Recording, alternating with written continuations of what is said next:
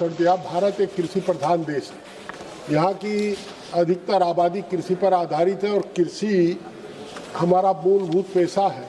राष्ट्रीय जो जीडीपी है उसमें कृषि का एक महत्वपूर्ण योगदान रहा है।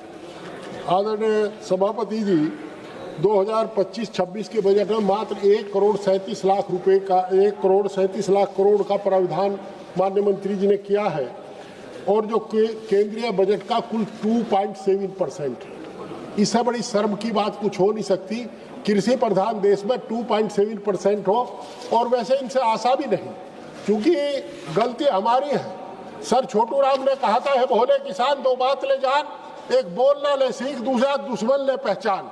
हम दुश्मन पहचानने में चूक गए और किसान ने इनको यहाँ ला करके बैठा दिया, जिसके बाद इन्होंने किसान की कमर तोड़ दी।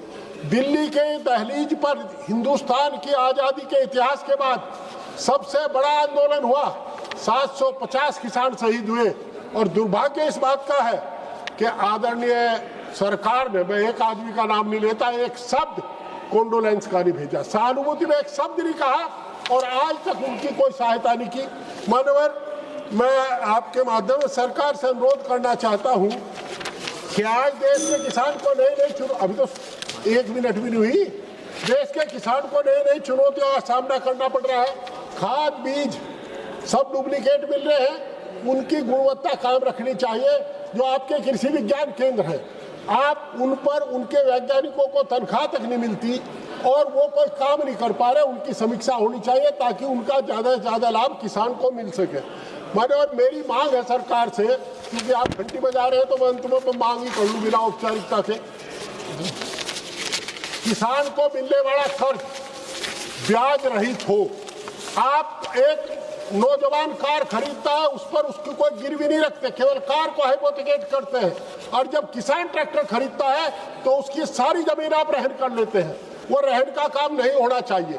केसीसी का काम है, वो उसी प्रकार जो ओडी लिमिट होती है उसी तरीके से एक परमानेंट लिमिट किसान की, उससे ब्याज लेता रहे, उसे बार बार ना करना पड़े। हर ब्लॉक पर आपको ये भंडारण के केंद्र बनानी चाहिए, छोटे स्टोरेज बनाने होंगे, और किसान की सुविधा के लिए जो किसान आंदोलन में लोग शहीद हुए थे उनको आपको अनुदान देना चाहिए और उनके एक परिवार के एक आदमी को नौकरी देनी चाहिए।